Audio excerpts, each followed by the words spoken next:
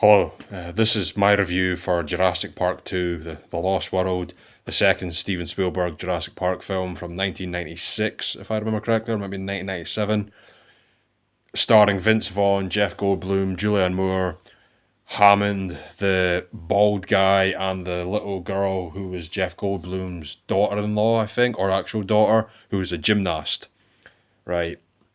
I'm going to start at the start of the film. British family are on the site B island, Island Nubar B, Island Nubar 2, or whatever it is, the technical term that they use to describe it, site B. Harmon says, "Oh, thank God for site B." British family, they're on the island. The little girl wanders off a little bit. She encounters what's their name? Carpies, if I'm correct, the tiny little dinosaurs, the really, really small ones. She encounters them, she gets attacked, not too badly, according to Hammond. She was fine after, imagine after a bit of surgery or whatever. She was hopefully not severely injured. Jeff Goldblum gets summoned by Hammond, as he jokingly says. We hear Hammond and Jeff Goldblum have a brief interaction. They're talking about, how Jeff Goldblum saying to him that he's basically saying to him that he says at the end of it, it's fine to put your name on things, just stop putting it on other people's tombstones.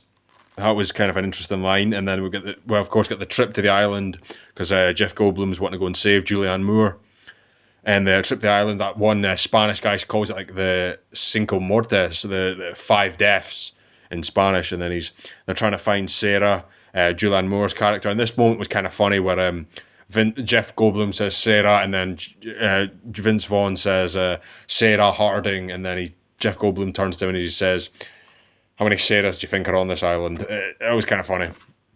We get the reveal of the little gymnast girl. She's on the boat with them. She's a stowaway. We get the other team showing up around about the same time in the film. The other team showing up. The other team tries to capture dinosaurs, and then the first team with Jeff Goldblum and Vince Vaughn rescue a baby dinosaur. The teams then join together after that moment with Eddie, when Eddie's trying to get the two trailers back horizontal instead of because they're hanging off the cliff because of the interaction with the two T-Rexes, which was, by the way, I thought that was a good. They handled the CGI for that well and the practical effects for that well. That was handled well, in my opinion. They did a good job balancing that. The two teams join together after the encounter that they have with on the caravans dangling off the cliff. The bald guy and Vince Vaughn has a brief skirmish, back and forth, shall we say, with one of the bald guy's right-hand man. We get the raptor chase that's a bit later on in the film, but then the guy who Vince Vaughn had a brief encounter with wanders off, and the compies kill him. They call it the killing by the river, which was just the way that was filmed. I thought that was an impressive. That was just handled well. It was done in a competent manner, shall we say. The T-Rex gets captured by the bald guy.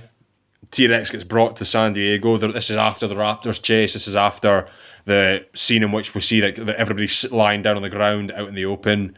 And the Spanish guy wakes up and he starts screaming when the big T-Rex head is in the tent with Julianne Moore and the gymnast girl. And I want to once again say that the practical effects for that were superb.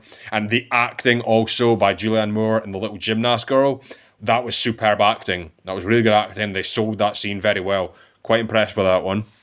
We get that chase scene with the river up to the waterfall, and then that guy with the beard gets eaten with the blood pouring down the river, which was once again filmed well. Steven Spielberg, one of the greatest directors ever. So don't need me to say that he did a good job here. T-Rex gets brought to San Diego. The gymnast girl moment when she kicks the raptor, that was handled brilliantly. That was a really great moment in which she swings and she kicks the raptor. That was a great moment. And then she's wrapped on the ground, wounded. And that was an excellent example of practical effects there as well. Great blend, again, of CGI and practical effects in this film, in my opinion. I love the scene where the trailer was hanging off the cliff. I thought, as I've already said, it was a decent scene. I'm going to talk about I'm going to final top film I'm talking about here is the T-Rex being brought to San Diego, the T-Rex escape, the capture of the T-Rex in the ship with the John Hammond's like right hand man being eaten by the baby T-Rex. I've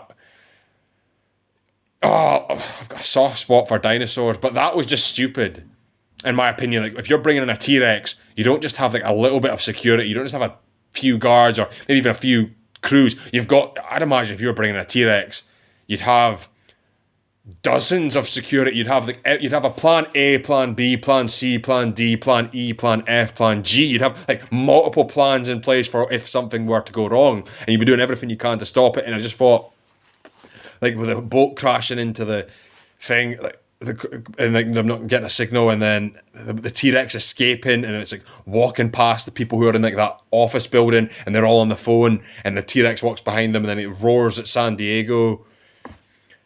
Then it eats it eats the dog in the doghouse, and then that was just not the chase scene with Jeff Goldblum being in the cool car. That was all right.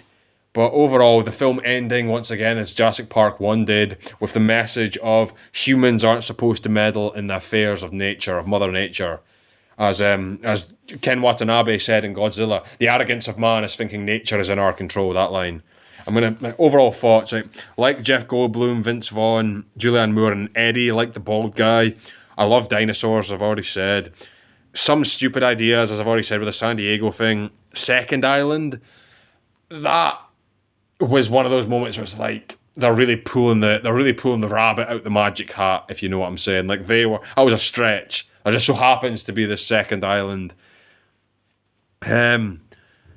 Sequel was not as good as number one. I've watched this film dozens of times, to be fair, because it's once again, I just love dinosaurs. I think I'll give this film I wrote here a 7 out of 10, but maybe it'd actually be a 6.5 out of 10. Or maybe I would actually give it a 7 or maybe a 7.5 out of 10 because I'm biased because it's a film about dinosaurs. I'm biased in that regard. I think I'm going to end it there. Yeah, film was not as good as the first one, but I've watched it dozens of times. We'll leave it at that. Thanks for watching.